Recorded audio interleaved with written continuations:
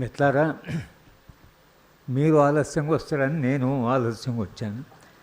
మీరు ముందు వచ్చారు, నేను ఆలస్యంగా వచ్చాను. మనము ఇవాళ కలుసుకుంటున్న సందర్భం చరిత్ర చాలా వేగంగా మారుతున్న దశ.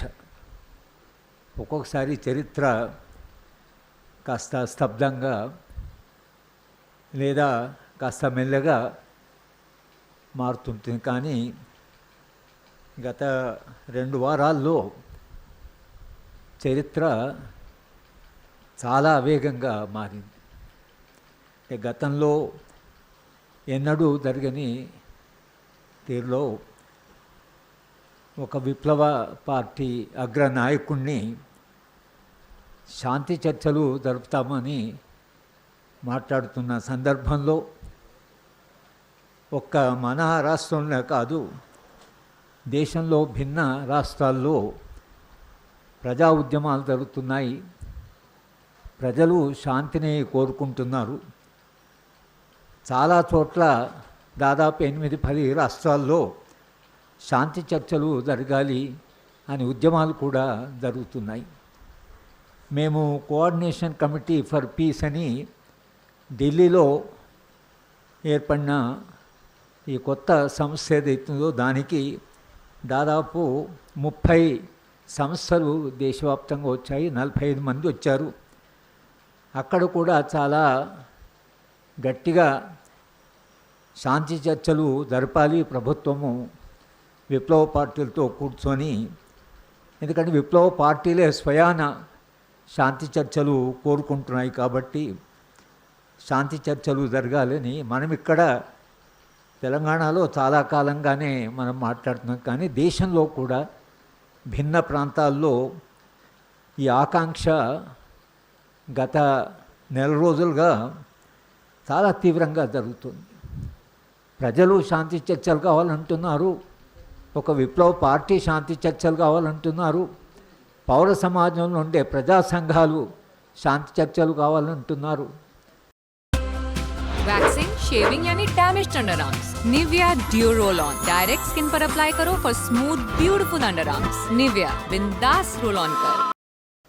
ఏ ప్రభుత్వమైనా అది రాజ్యాంగబద్ధంగా చట్టబద్ధంగా నడుచుకుంటామని ఒక రాజ్యాంగాన్ని రాసుకొని రాజ్యాంగం మీద ప్రమాణాలు చేసి రాజ్యాంగానికి సాష్టాంగ దండ ప్రమాణాలు చేసి గత ఎన్నికల్లో రాజ్యాంగాన్ని పట్టుకొని రాజ్యాంగమే ఒక కేంద్ర బిందువుగా గత ఎన్నికలు జరిగాయి. ఇంత ప్రజాభిప్రాయం వస్తున్నా ఏ ప్రభుత్వం అయితే ప్రజాస్వామ్యం పేరు మీద రాజ్యాంగం మీద ప్రమాణం చేసి చట్టబద్ధ పాలనలో కట్టుబడి ఉంటాము అని ఎన్నికల్లో చెప్పి గెలిచిందో ఆ రాజకీయ పార్టీ కానీ ఆ ప్రభుత్వం కానీ శాంతి చర్చల విషయంలో ఒక్క మాట కానీ ఒక్క స్పందన కానీ రాకపోవడం అనేది అది ఎంత పెద్ద విషాదమో ఆలోచిస్తే ఒక రకంగా మనకు భయం వేస్తుంది. ఎందుకు ఒక విప్లవ పార్టీ శాంతి చర్చలు జరుపుతానికి మేము సిద్ధంగా ఉన్నామన్న తర్వాత ఏ ప్రభుత్వమైనా ఇంగిత జ్ఞానం ఉన్నా ఏ ప్రభుత్వమైనా తప్పకుండా అవకాశాన్ని ఉపయోగించుకొని శాంతి చర్చలకి సిద్ధపడాలి. ఇది గతంలో జరిగిన విషయం కాదు. గతంలో కూడా మన రాష్ట్రంలోనే శాంతి చర్చలు జరిగాయి. ఒక సందర్భంలో మేము ఢిల్లీలో కాన్స్టిట్యూషన్ క్లబ్లో మీటింగ్ పెట్టి అప్పుడు చిదంబరం హోమ్ మినిస్టరు, మేమప్పుడు ఈ శాంతి చర్చల విషయంలో మాట్లాడుతుంటే అకస్మాత్తుగా మా అందరికీ చిదంబరం ఆఫీస్ నుండి ప్రభుత్వము కేంద్ర ప్రభుత్వం శాంతి చర్చలకు సిద్ధమే అనేటువంటి ఒక మెసేజ్ వచ్చింది. అంటే చరిత్రలో ఇవి జరుగుతూ వచ్చాయి. శాంతి చర్చలు ఒకసారి కాదు, భిన్న సందర్భాల్లో శాంతి చర్చలు జరగాలి అనేది మానవ చరిత్రలో భిన్న సందర్భాల్లో చరిత్రలో చాలాసార్లు యుద్ధాలు జరిగినప్పుడు కూడా యుద్ధాల మధ్యన ఆపి శాంతి చర్చలు జరిగిన సందర్భం ఉంది. సరే, మనము దేశంలో అశోకుడు యుద్ధం చేసి యుద్ధంలో జరిగిన ప్రాణ నష్టాన్ని చూసి ఆయన శాంతి కాముకుడు అయ్యాడని మనము చరిత్రలో చదువుకున్నాం. ఇప్పుడు ఆ పాఠం ఉంటుందో లేదో మనకు తెలియదు. కానీ మనం చదువుకున్న చరిత్రలో మాత్రం అశోకుడు శాంతిని కోరుకున్నాడు. యుద్ధాన్ని చూసి, ఆ ప్రాణ నష్టాన్ని చూసి మనసు కరిగి ఆయన యుద్ధము చేయకూడదని నిర్ణయం చేసుకొని బుద్ధిజాన్ని స్వీకరించుకున్న బుద్ధిజానికి విపరీతంగా ఆయన దానికి మద్దతు ఇచ్చాడని చరిత్రలో చదివాం. కనుక శాంతి చర్చలు జరగడం అనేది భిన్న ధృవాలకు కూడా శాంతి చర్చలు జరగడం అనేది చరిత్రలో ప్రయోగాలు జరుగుతూనే ఉన్నాయి. కానీ ఇప్పటి ప్రభుత్వము చాలా విచిత్రమైన ప్రభుత్వం ఇది. ఒకవైపు శాంతి గురించి మాట్లాడుతుంటే ఒక్క మాట చెప్పుకున్నా మేము యుద్ధమే చేస్తాం, యుద్ధం తప్పించి వేరే మార్గం లేదు, మేము అనుకున్న లక్ష్యాన్ని సాధిస్తాం అనేటువంటి ఒక మొండి పట్టుదలతో వాళ్ళు వరుసగా ఒక ఉద్యమంలో పాల్గొంటున్నట్టు ఉద్యమకారులని వాళ్ళు చంపుతూ వచ్చారు. 20 మంది 30 మంది. వార్త చదివినప్పుడల్లా ఆ రాజకీయాలతో అంగీకరించని వాళ్ళకు కూడా అరే ఏంటి ఇంత ప్రాణ నష్టం జరుగుతుంది, ఎందుకు ఇంతమందిని చంపుతున్నారు? ప్రధానమైన ప్రశ్న ఇవాళ మనం రాజ్యాన్ని అడుగుతున్నది. రాజ్యము ఇలా యుద్ధము ప్రజల మీదనే ప్రకటించి ఇలా ప్రాణాలు తీసుకోవచ్చునా? రాజ్యానికి అధికారం ఉన్నదా? రాజ్యానికి చంపే అధికారం ఎక్కడి నుంచి వచ్చింది? రాజ్యానికి అధికారం ఎక్కడి నుంచి వచ్చింది? ఇవాళ ఏ అధికారాన్ని వాళ్ళు చెలాయిస్తున్నారో ఆ అధికారము దాని మూలాలు ఎక్కడ, అది ఎక్కడి నుంచి వీళ్లకు సంక్రమించింది అనే ప్రశ్ననే అడగడం మానేశారు. తుపాకీ గొట్టం ద్వారా మీకు రాజ్యం వచ్చిందా, లేక మీ సైనిక బలాల నుంచి రాజ్యం మీకు అధికారం వచ్చిందా? అధికారానికి మీరు రాహుల్ సంకృత్యాన్ని చదివితే ప్రభాకరన్ అనే రాజు పరిపాలిస్తున్నప్పుడు ప్రజలు ఈ ప్రశ్న అడిగారు, నీకు అధికారం ఎక్కడి నుంచి వచ్చిందని. నీకు అధికారం ఎక్కడి నుంచి వచ్చిందన్న ప్రశ్న ప్రజల నుంచి వచ్చినప్పుడు ఈ రాజు విపరీతంగా మదనపడి అవును నిజమే, ప్రజలకు ఏదో జవాబు చెప్పాలి కదా, మనకు అధికారం ఎవరిచ్చారు, ఎక్కడి నుంచి వచ్చింది అనే ప్రశ్న అడుగుతూ అప్పుడు ఆయన తన భార్యతో ఈ ప్రశ్న ప్రజలు అడుగుతున్నారు, ఇక రాజ్యం నిలవడం చాలా కష్టము, కనుక కర్మ సిద్ధాంతాన్ని ధర్మాన్ని చెప్పి పోయిన జన్మలో మేము చేసుకున్న పుణ్యం వలన మాకు అధికారం వచ్చింది. ఇది డివైన్ రైట్ థియరీ అంటారు. అంటే అధికారము పోయిన జన్మ నుంచి, కర్మ నుంచి లేదా దైవ దత్తమని అటువంటి సిద్ధాంతం చెప్తూ వచ్చాం. కానీ నాగరికత మారుతూ అంతిమంగా దేవుడు రాజ్యానికి ఒక అధికారం ఇచ్చేటువంటి అతను సాధికారత లేదు, దేవుడు రాజ్యానికి అధికారం ఇవ్వడు అన్నప్పుడు ప్రజల నుంచి అధికారం వస్తుంది అనే ఒక మౌలికమైన మార్పు. అది ఆ పాలకులు అవసరమే కావచ్చు, కానీ అధికారం అనేది తమకు ప్రజల ద్వారా వస్తుంది అనేది 17-18వ శతాబ్దంలో ఆ మార్పు వచ్చింది.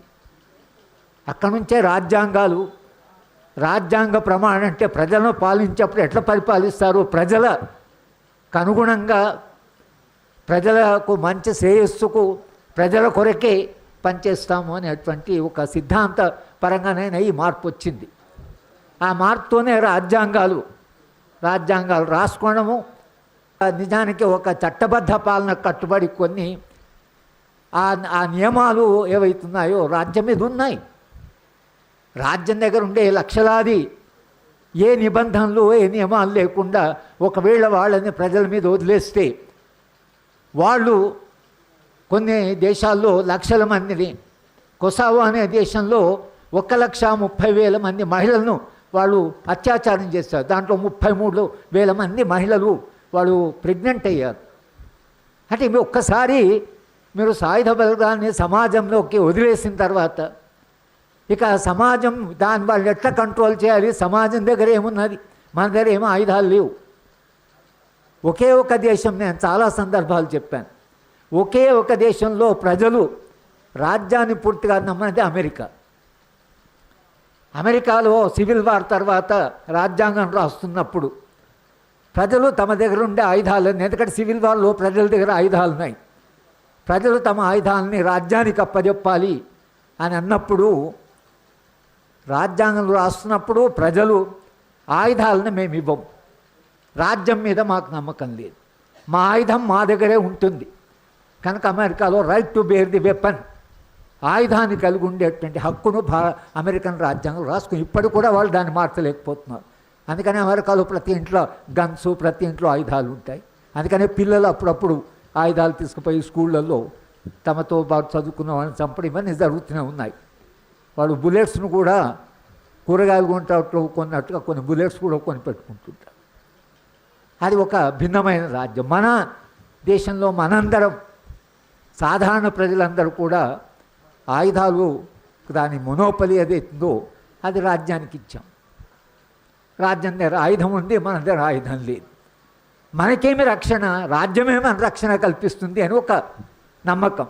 రాజ్యము మనకు రక్షణ కల్పించాలి. Security of the citizen is the responsibility of the state. మనకేమైనా కష్టమైనా అనష్టమైనా మనకెవరు రక్షణ అంటే రాజ్యం. అనుభవంలో ఇప్పుడు ఏం చెప్తుందంటే రాజ్యం దగ్గర ఆయుధాలనే విపరీతంగా పెంచుకుంటున్నారు. రెగ్యులర్ న్యూట్రిషన్ డ్రింక్ ఇచ్చినా కూడా గ్రోత్లో వెనక ఎందుకు? అందుకే క్లినికలీ ప్రూవెన్ పీడియాషో. దీనిలో ఉన్నాయి 50% మరింత గ్రోత్ న్యూట్రియన్స్. ఇంకా మీ దగ్గర చాలా ఆయుధాలున్నాయి, చాలా ఆయుధ బలగాలున్నాయి. అది విప్లవ పార్టీ మీద కూడా ప్రధానంగా ఉండే ఆరోపణ ఏంటి? ఆయుధాలు ఎట్లా పట్టుకుంటారు, ఇది ఇల్లీగల్ కదా, చట్టబద్ధంగా అది అంగీకారం లేదు కదా, చట్టం ఒప్పుకోదు కదా.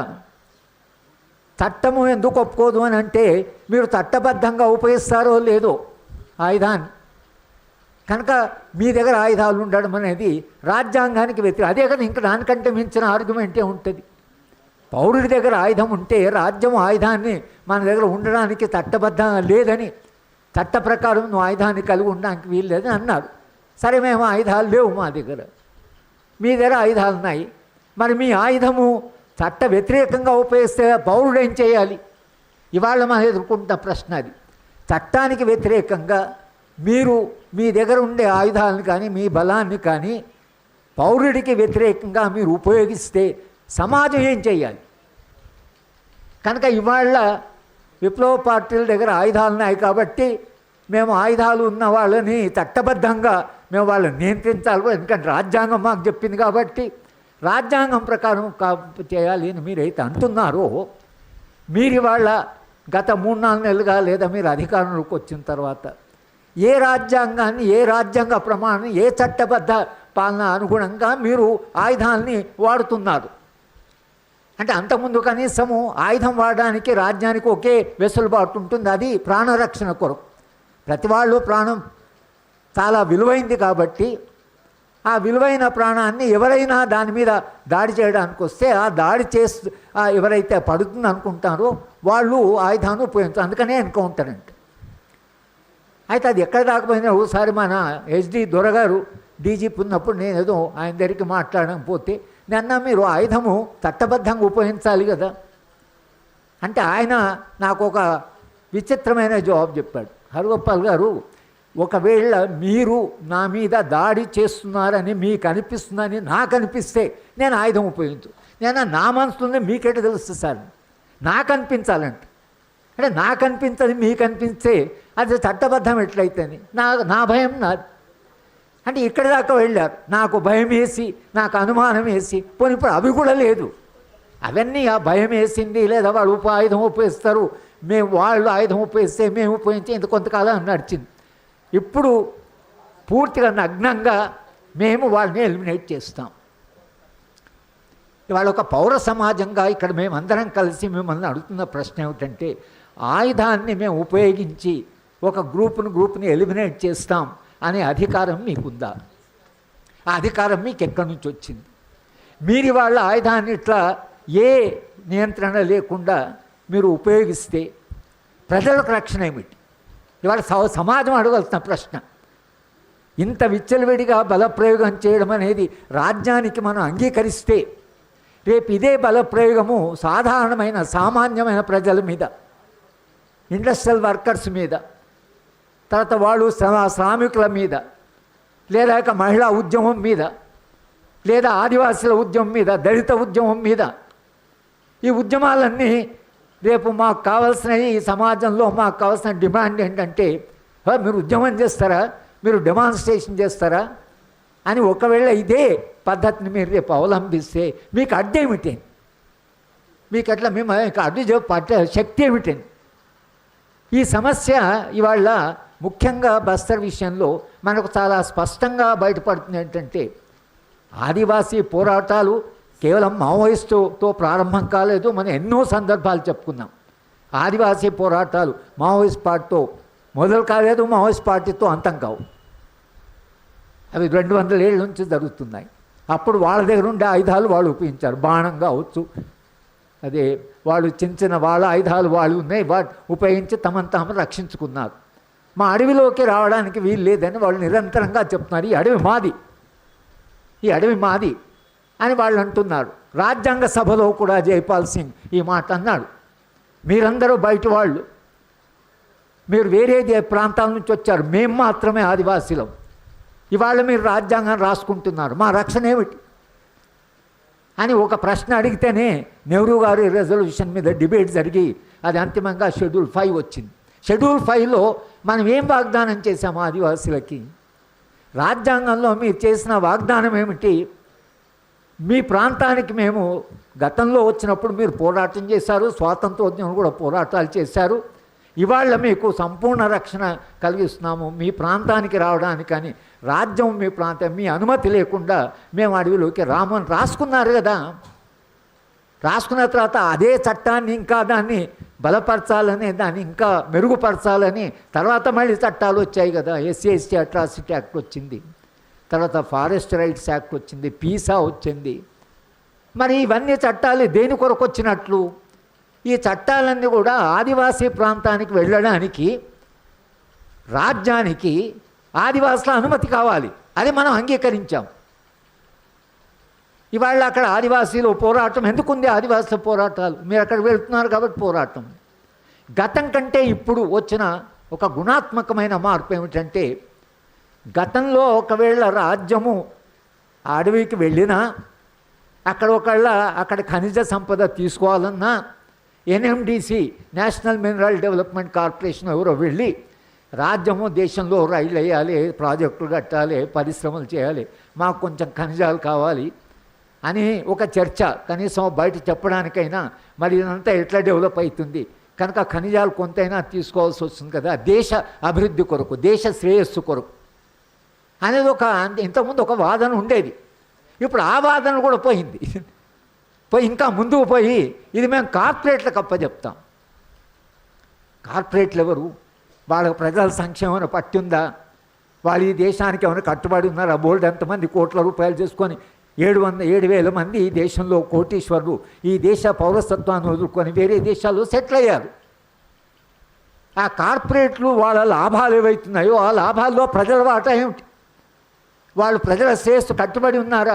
వాళ్ళ లాభాల కొరకని వాళ్ళు ఖనిజాలు తోకుంటామంటే మీరు అమాయకులైన ఆదివాసులు, స్వార్థం లేని వాళ్ళు, ఏ కోరికలు లేని వాళ్ళు, ఇంత వాళ్ళు నిరాడంబరంగా జీవిస్తున్న ఆదివాసీలు మీద ఒక స్వార్థపరులైన డబ్బులు చేసుకుంటూ లాభాలు చేసుకుంటూ ఆ లాభాలు భిన్న మార్గాల ద్వారా చేసుకున్నటువంటి కార్పొరేట్కి అమాయకుడైనటువంటి ఆదివాసీ సంపదను మీరు అప్పచెప్తున్నారు.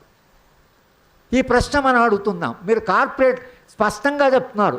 ఇవాళ హోమ్ మినిస్టర్ గారు స్టేట్మెంట్ ఇచ్చారు, బస్తర్ ఖాళీ అయిపోయింది, అది నక్సల్ ఫ్రీ అయిపోయింది కనుక ఇప్పుడు ఎవరైనా వెళ్ళొచ్చు. రోడ్లు వేశారు, రైల్వే లైన్ వేస్తున్నారు. ఎవరి కొరకు, ఎందుకొరకు?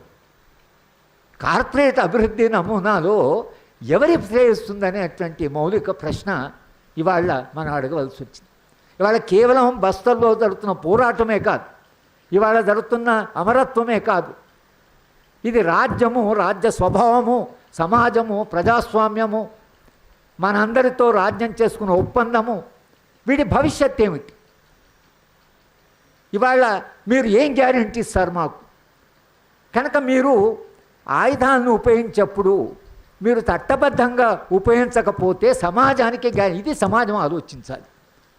భారత సమాజం వాళ్ళు ఆలోచించవలసింది బస్తల్లో ఏం జరుగుతున్నది, బస్తల్లో జరుగుతున్నది మీరు ఎందుకు ఆందోళన పడాలంటే అది అక్కడ ఆగదు అనేది మాకు అర్థం కావాలి. వేరే దేశాల్లో జరిగింది ఏమిటి?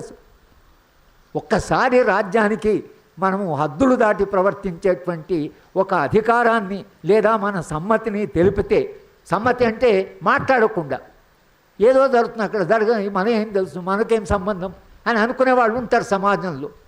కానీ నీకు మనకేం సంబంధం అంటే అది మన దాకా వస్తుందని అనేది పౌర హక్కుల సంఘాలు, ప్రజా సంఘాలు నిరంతరంగా చెప్తున్నాయి. మీరు చాలా జాగ్రత్తగా ఉండాలి, మీరు చాలా విజిలెంట్గా ఉండాలి, మీరు రాజ్యం పట్ల చాలా జాగ్రత్తగా ఉండాలి. రాజ్యము తన అధికారం యొక్క హద్దులను దాటినప్పుడు మీరు దాని గురించి మాట్లాడాలి, దాని గురించి నిరంతరంగా అడగాలి. అట్లా మారినప్పుడు అది మారకుండా చేసే ఉద్యమాలు ఉండాలి. అవి లేకపోతే రేపు భారత సమాజం యొక్క భవిష్యత్ ఏమిటనే ఆందోళన మనందరికీ ఉంది ఇక్కడ కూర్చున్నవాళ్ళు. అది శాంతి చర్చలు జరుపుతామన్న సందర్భంలో కూడా బాబునేమైతే కూర్చొని మాట్లాడతాం, సమస్యలను చెప్తామన్న సందర్భంలో కూడా ఉపయోగించారంటే ఇంకా ఏ హద్దులు ఏ నియమాలు లేనట్లే కదా. మేము శాంతికి మీరు రాండి, అసలు ఆయుధాల సమస్యనే కదా మాట్లాడుకున్నాం, రాండి. మీ సమస్యలు ఏంటో మా సమస్య మేము చెప్తాం.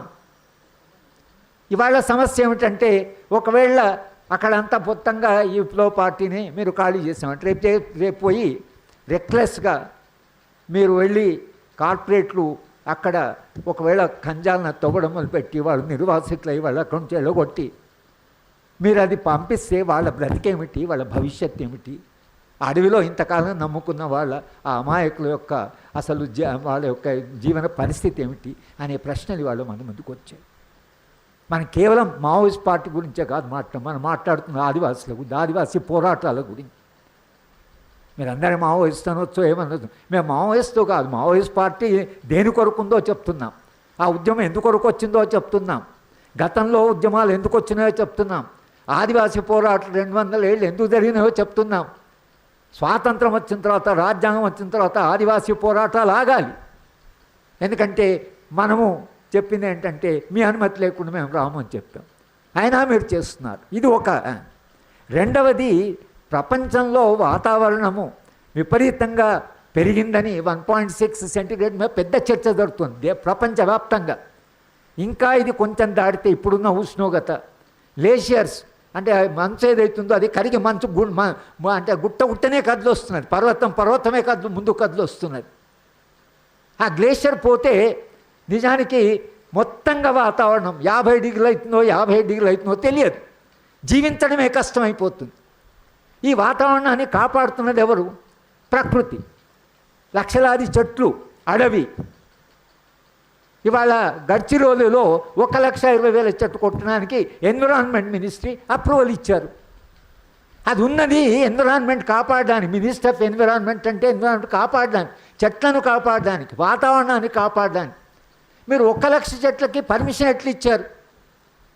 అక్కడ 1,00,000 చెట్లు అయితే ఇప్పుడు బస్తర్లో 2,00,000 చెట్లు మళ్ళీ పెడతారట. ఎక్కడ పెడతారు? 1,00,000 చెట్లు అడవినే ఉంది తీసేసి 1,00,000 చెట్లు పెట్టాం. ఎక్కడుంది స్థలం?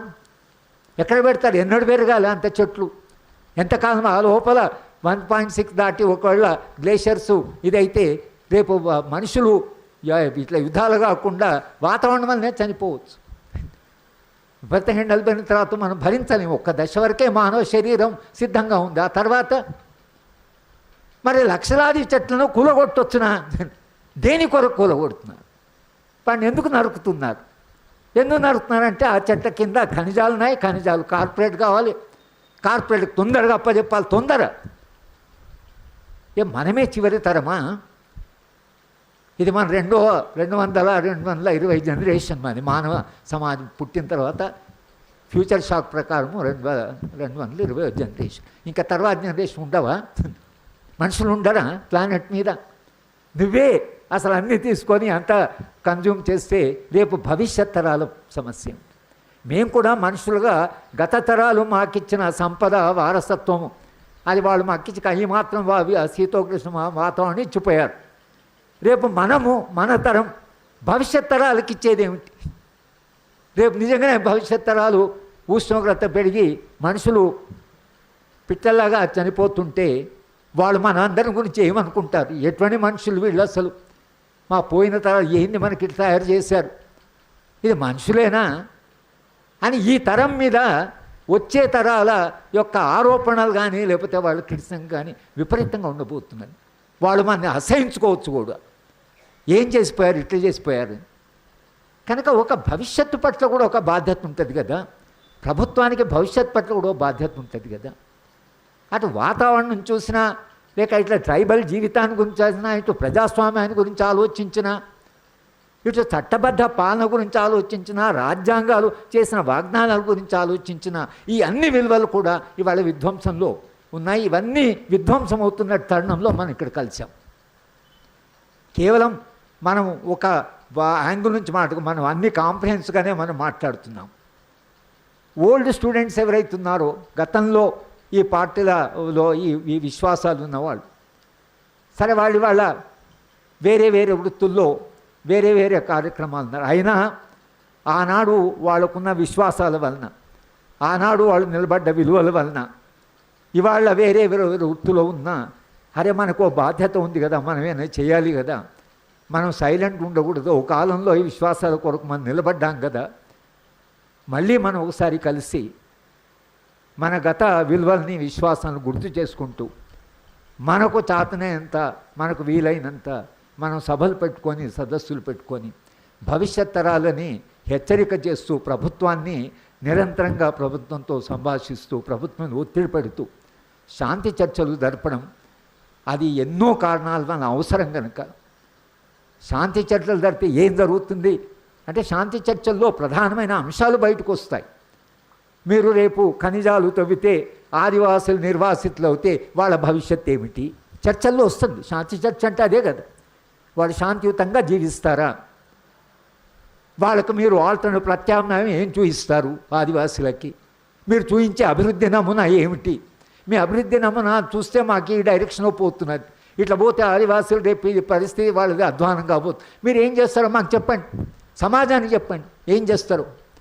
శాంతి చర్చలు అంటే కొన్ని విలువల గురించి, కొన్ని మూలాల గురించి, సమాజం ఎట్లా ఉండాలనే దాని గురించి చర్చలు వస్తుంది. వాళ్ళు చర్చించకపోతే ఇద్దరు కూర్చొని మనం చర్చిస్తాం బయట. కనుక ఈ విలువలని రక్షించడం కొరకైనా ఇవాళ మనందరం మాట్లాడవలసిన అవసరం వచ్చింది. సమాజంలో ఎంత కాదన్నా ఒక చలనం వచ్చింది, మాట్లాడని వాళ్ళందరూ కూడా మాట్లాడుతున్నారు.